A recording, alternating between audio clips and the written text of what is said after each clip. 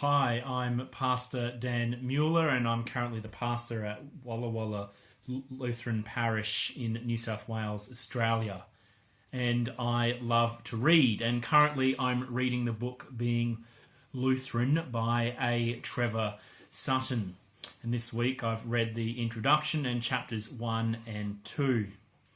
Now in chapter 1, Sutton looks at the first thing that Lutherans challenge, and that is being closed.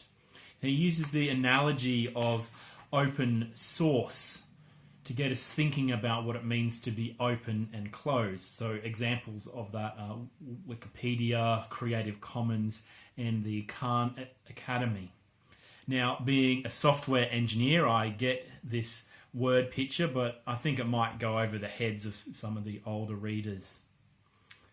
He says that our default position is closed.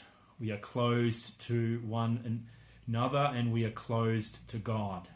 Being closed is sin. But Jesus is God's response to the closure of sin. The heavens were opened when Jesus was baptized.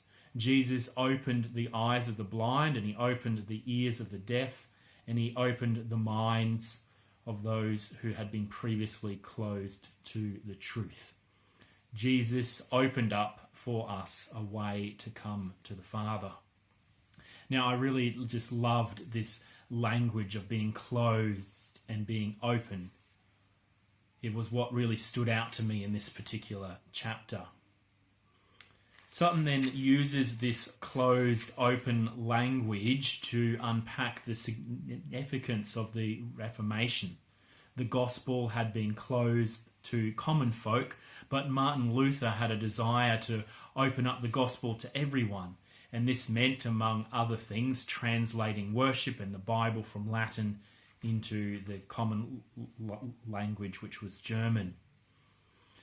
Sutton then spends a few pages unpacking how the reopening of the gospel unfolded in Europe, in America, and then across the globe. Now, the American history wasn't so relevant to us here in Australia, but we have a similar enough story, though with different names and people.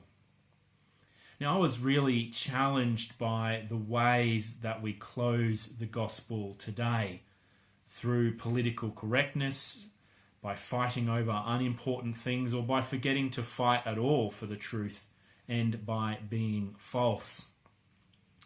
So what did I take away from this? What can I apply in my life? Well, I think the challenge not to close the gospel for the sake of political correctness is what I'll try and apply in my life.